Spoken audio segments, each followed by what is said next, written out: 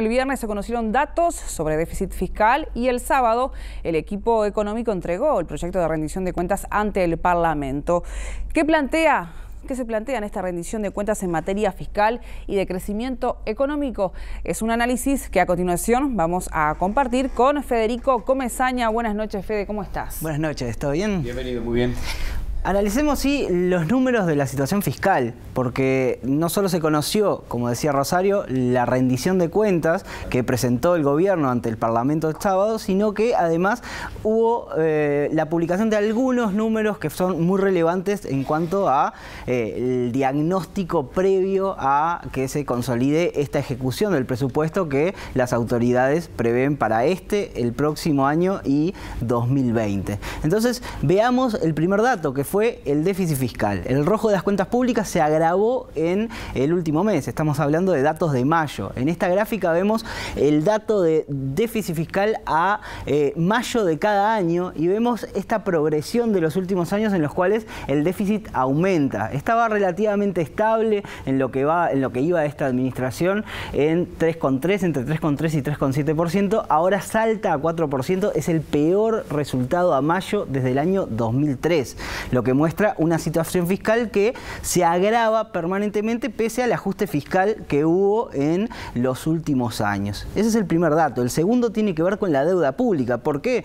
¿Por qué tiene que ver esto con la situación fiscal? Y bueno, porque cuando el déficit se acumula año a año, es decir, cuando el gobierno gasta más de lo que entra continuamente, entonces la deuda aumenta, y eso es lo que muestra la siguiente gráfica, como en particular en el último año hubo un salto de la deuda pública medida como porcentaje del PBI. Esto es, la deuda creció más de lo que creció la economía, y eso en realidad genera presiones sobre el costo de endeudarse para Uruguay.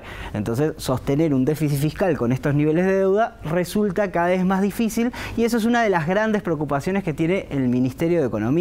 Y de ahí que el Ministerio de Economía insistía, previo a la entrega de esta rendición de cuentas, en generar, digamos, el menor gasto posible, la menor presión posible sobre el gasto de cara a los próximos años. Y de ahí que el gobierno estableciera desde el principio de la administración una meta de déficit fiscal de 2,5% para el cierre de esta administración. Pero si vemos en la rendición de cuentas los datos que tienen que ver con, bueno, las proyecciones de déficit fiscal que quedan de ahora en más con la nueva rendición, estas son proyecciones del propio equipo económico, muestran que llegaríamos este año, cerraríamos en 3,3% del PBI de déficit, el año que viene 2,8%, y recién en 2020 se llegaría a la meta de 2,5%. Esto es, el gobierno cerraría la administración por encima de la meta del 2,5% y le deja el encargo a la administración siguiente para que en el primer año alcance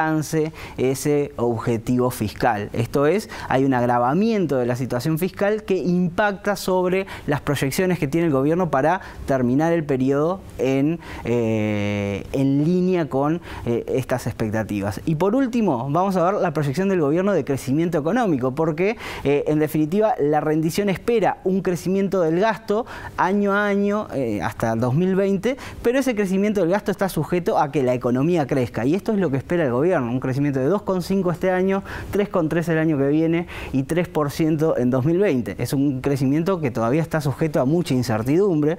¿Por qué? Porque la situación en Argentina y de Brasil en particular son bastante delicadas, y Uruguay tiene también sus problemas, en particular en términos de competitividad. Entonces, el panorama todavía es bastante incierto para el crecimiento y por lo tanto también para la situación fiscal. Por último, el gobierno no espera para este año que se recuperen puestos de trabajo. La rendición marca una proyección de caída de la cantidad de trabajadores en la actividad económica, con lo cual recién se pasa para el año que viene la expectativa de recuperación, por ahora lenta, del mercado laboral.